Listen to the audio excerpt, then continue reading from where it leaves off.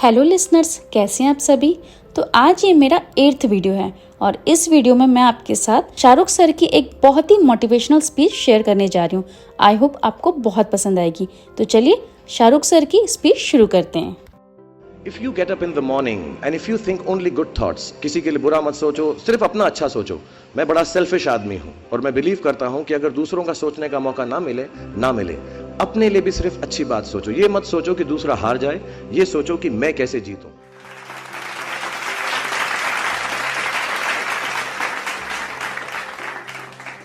जब मैं सुबह उठता हूँ तो यही सोचता हूँ कि जो मैं करने जा रहा हूँ उसके अंदर कोई अच्छी बात है या नहीं। और मैं बहुत किताबें पढ़ता हूँ। As a matter of fact मेरे पास खुद कुछ 15 या 20 हज़ार किताबें मेरे पास घर में हैं और मैं हर वक्त दिन में 3 किताबें एक साथ पढ़ता हूँ। एक मैं अपनी गाड़ी में पढ़ता हूँ जब काम पर जा रहा होता हूँ, एक मैं सोने से पहले पढ़ता हूँ और एक, आप ज़्यादा ना हंसे तो बताऊँ, बाथरूम में पढ़ता हूँ। सो आई रीड ऑल 3 बुक्स और मैंने बहुत सारी सेल्फ हेल्प और सेल्फ रियलाइजेशन की किताबें भी पढ़ी हैं। लेकिन इस किताब की एक यूनिकनेस है। हर किताब यही कहती है कि अच्छा सोचो, अच्छा दिमाग में लाओ, अच्छी विचारधारा रखो। लेकिन ये किताब के अंदर बताया गया है कि किस तरह वो विचारधारा आपके अंदर उत्पन्न हो सकती है। How can this be created from the inside. And the second unique quality of this book is कि ये सब कहना बहुत अच्छा है कि अच्छी विचारधारा रखो, लेकिन हमारे अराउंड इतनी नेगेटिविटी रहती है, हम हमेशा बुरे ख्याल इंसान को बहुत जल्दी आ जाते हैं। बट ये किताब के अंदर ये भी बताया गया है कि कैसे वो सेंटर को, वो सोर्स को टैप करके हम बुरे ख्यालातों से बचें। As a matter of fact ये हमारी ज़िंदगी की सबसे बड़ी लड़ाई होनी चाहिए। मैं इस किताब में से 2 पंक्तियाँ आपको बताना चाहूँगा कि हमें लगता है कि विचारों वाला रावण ज़्यादा शक्तिशाली है, पर उसे ताकत कहाँ से मिलती है? उसे ताकत हमसे ही मिलती है, हमारी सोच से मिलती है। इस किताब में उस सोर्स को कंट्रोल करना सिखाया गया है। और मैं इस्लामिक रिलीजन का हूँ, मैं मुस्लिम हूँ। हमारे में एक वर्ड है जो बहुत मिसयूज़ होता है, जिहाद। जिहाद का भी थॉट प्रोसेस बिल्कुल यही है कि हमारे अंदर जो बुरी सोच है उसको कॉन्कर करना, उसके लिए लड़ना, उसे जिहाद कहते हैं। बाहर सड़कों पे लोगों को मारने को जिहाद नहीं कहते। 2-3 बातें और कहूँगा लोगों के बारे में जिन्होंने मुझे यहाँ पर बुलाया है, इनसे मेरी मुलाकात हुई और बहुत अच्छा लगा मुझे। जैसा मैंने कहा कि सुबह उठते ही अच्छी थॉट्स सोचो। इस किताब में 2-4 लाइनें और ऐसी हैं जो मुझे लगता है हमको सोचने पर मजबूर करती हैं। If you get up in the morning and if you think only good thoughts, किसी के लिए बुरा मत सोचो, सिर्फ अपना अच्छा सोचो।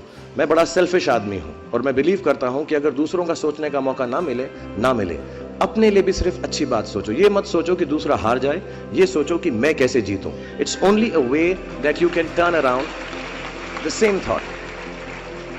Because as this book says, विश्व में किसी भी चीज के भौतिक निर्माण से पहले उसका विचारों में निर्माण होता है, which is true. I believe all things created in this world are created by our own thoughts. जो विचार होश और जोश में किए जाते हैं वे ही हकीकत को बदलते हैं। दुनिया वैसी नहीं है जैसा आप सोचते हो, दुनिया वैसी है जैसे आप हो।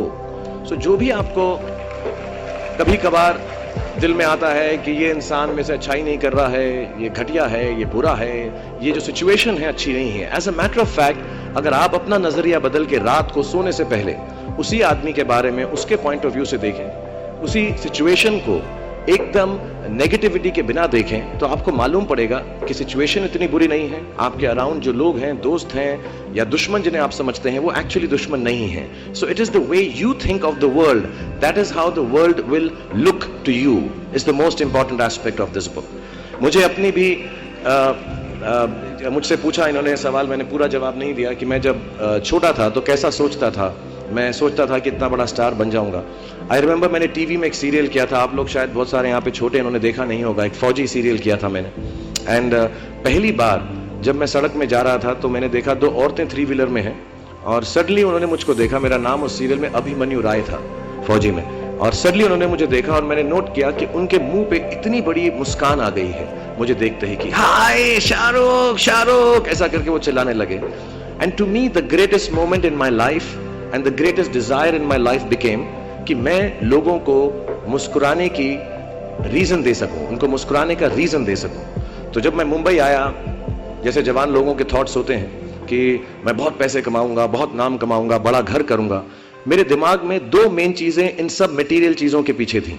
आज मेरे पास अल्लाह के फजल करम से सब है, लेकिन इन चीजों के पीछे, ये गाड़ी मांगने के पीछे, घर मांगने के पीछे, और मुझे लगता नहीं ये बुरा है। I think all of you should imagine all the good material things that you want, but behind them there were two good thoughts. One, मेरे माँ बाप की डेथ हो चुकी थी, एंड मेरे दिल में एक ही अरमान था कि अगर मुझे कोई बड़ा फिल्म फेयर का जैसा अवार्ड मिले तो वो मैं अपनी माँ की याद में अर्पित कर सकूं।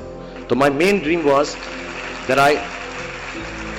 I should win the award and become so big that my mother can see me from heaven.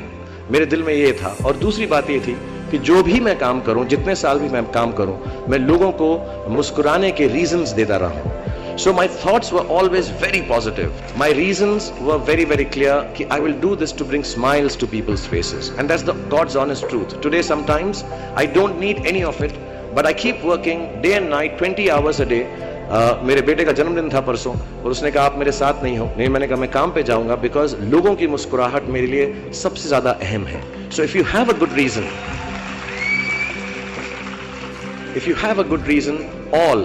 all your thoughts and beliefs and everything that you want in this material world will come through.